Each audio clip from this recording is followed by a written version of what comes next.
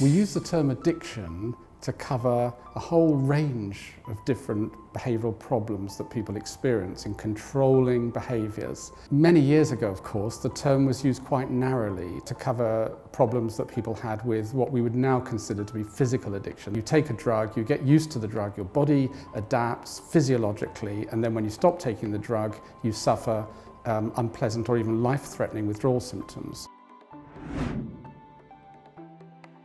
We no longer use the term in that way for a very good reason, and that is we've come to understand that there's actually a wide range of different kinds of behaviours which fall into this broad category that we want to call addiction, because the real problem is not the withdrawal symptoms per se, but it's what happens to the person's free will, if you like, what happens to the choices that they make, the behaviours that they engage in. We now recognise that addiction covers things that don't even involve drugs.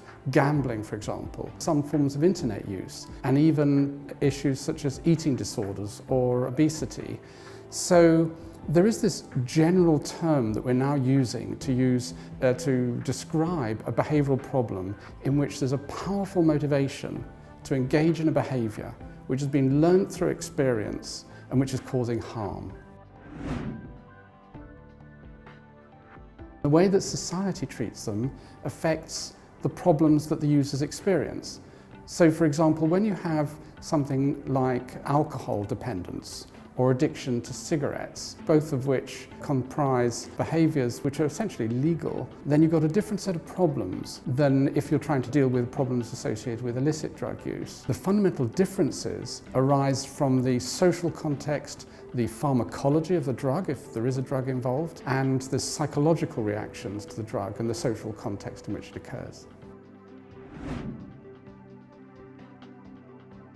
The way we understand addiction affects what we do to try to combat it. Let's say you're a politician or working in an agency that's involved in interventions to try to combat addiction. If your model of addiction is that it is fundamentally about choice, about free choice that addicts make, then you will engage in a certain kind of intervention. You will engage in interventions that affect that choice. For example, you'll use the criminal justice system, you'll use taxation, you'll use mass media campaigns to try to tackle the problem. If you're someone who believes that addiction is fundamentally a brain disease, then it's a different set of interventions. You will try to look for better drugs to help people to stop, or better behavioural support programs to treat this disease process. So it makes a very big difference how you view the problem.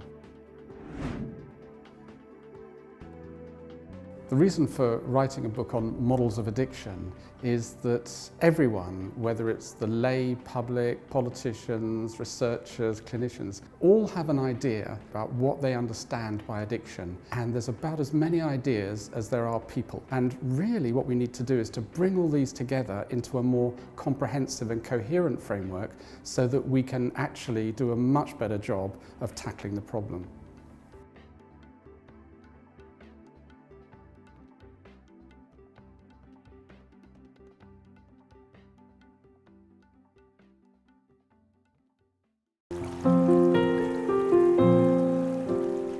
Everyone I know knows the suffering of addiction.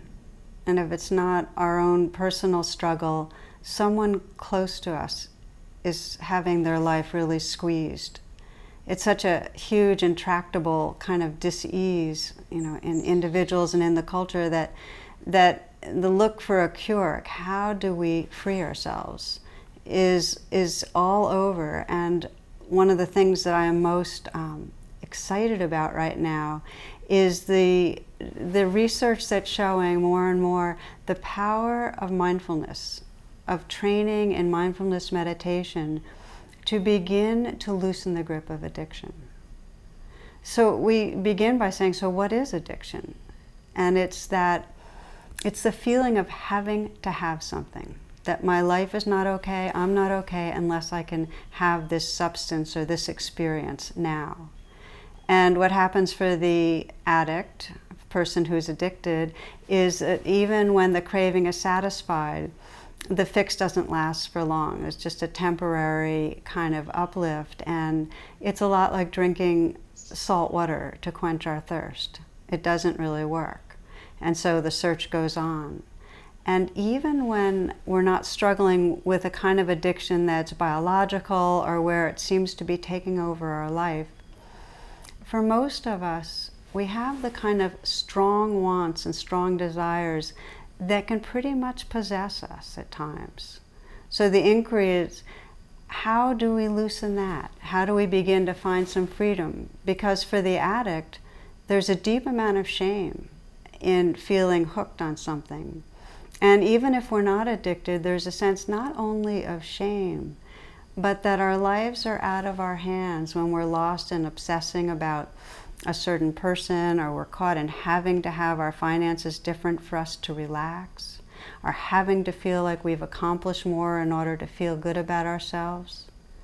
Strong wanting and addictive wanting really squeezes our life energy.